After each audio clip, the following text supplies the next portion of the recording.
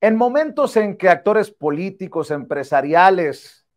apuestan por la candidatura de Xóchitl Gálvez en el Frente Amplio por México, hay que revisar información que no les va a caer muy bien que digamos. Es información que publica Nancy Flores en la revista Contralínea esta semana, en su más reciente edición. Estados Unidos, transnacionales y los más ricos de México detrás de otro de estos grupos de presión de los que se han apoderado, o a lo mejor de los que nunca han salido esos personajes de la oposición. Nos referimos al IMCO,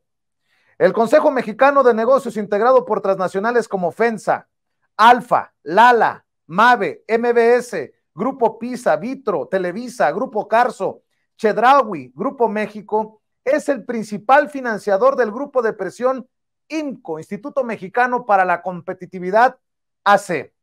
Ese aparato ideológico del sector empresarial también recibe dinero del gobierno estadounidense por la USAID y el NET y el ultracapitalista Atlas Network. Esta organización, este ente ultraconservador de tentáculos internacionales. Desde el comienzo del gobierno de Andrés Manuel López Obrador, dicha asociación civil, el IMCO, ha descalificado las principales políticas públicas y obras de la 4T, lo que responde claramente a los intereses de su órgano de gobierno integrado por los empresarios Claudio X González Laporte, Valentín Díez Morodo, Alejandro Ramírez Magaña, Tomás Roberto González Sada y Luis Manuel Murillo Peñalosa, así como el salinista Jaime José Serrapuche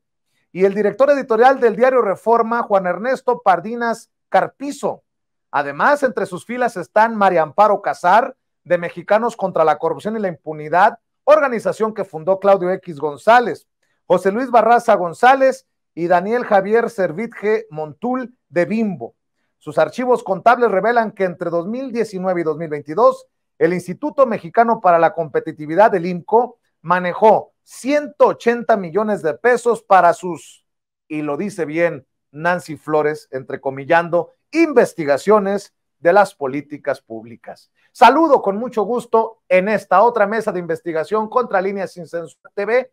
a la admirada, a la respetada Nancy Flores. ¿Cómo estás, Nancy? Buenas noches.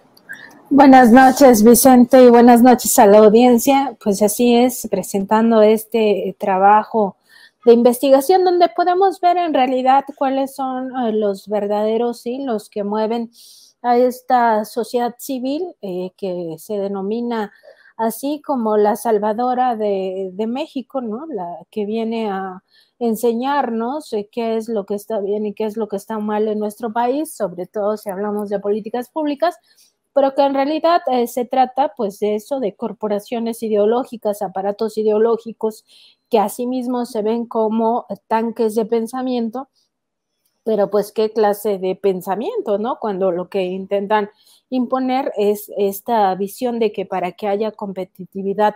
en México, pues es necesario tener un régimen mucho más afín a los intereses de la oligarquía, menos afín a los intereses de las mayorías, y eso lo que significa es que en los hechos apoyan al régimen neoliberal y pues por tanto sus investigaciones, sus opiniones van cargadas pues de este sesgo y al mismo tiempo pues van a criticar en extremo, si no es que incluso sin argumentos, a toda la política pública que no sea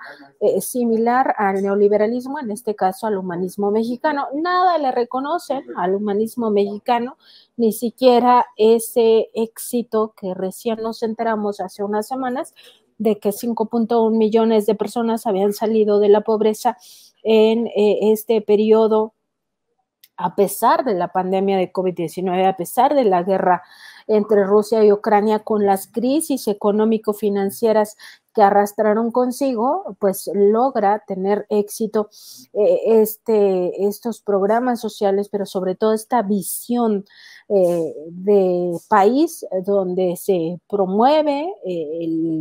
digamos,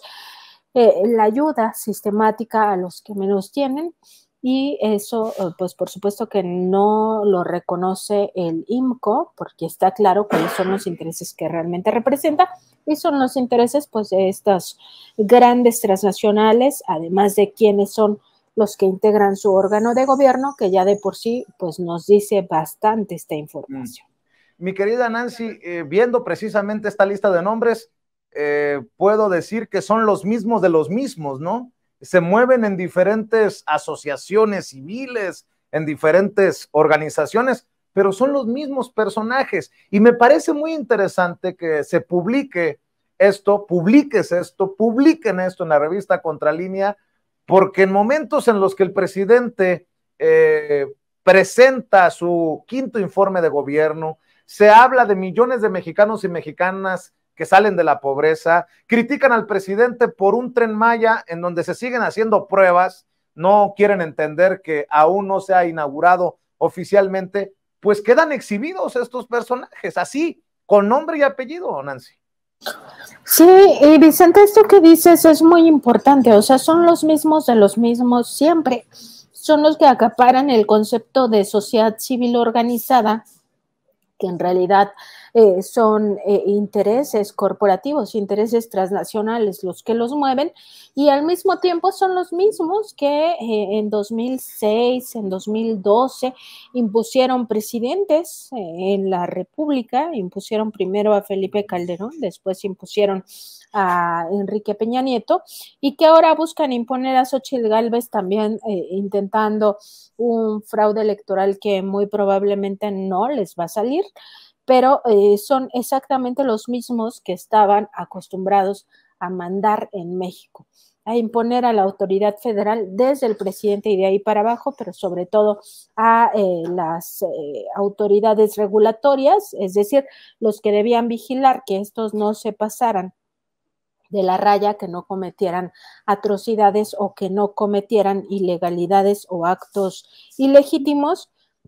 pues ellos estaban acostumbrados a imponerlos en estas áreas. Y al mismo tiempo, pues son los mismos que deciden. Y yo estoy casi segura, esta es mi hipótesis, Vicente, que en el libro del presidente López Obrador, que va a presentar al final ya de su mandato, y con lo cual ya se retira para siempre de la vida política y pública, como lo ha venido anunciando, van a venir estos nombres en esa lista de los que aportaron $1 millón y que incluso dice el presidente que uno de ellos dijo: yo pongo $5 millones. Van a venir estos porque son exactamente los mismos los que intentan imponer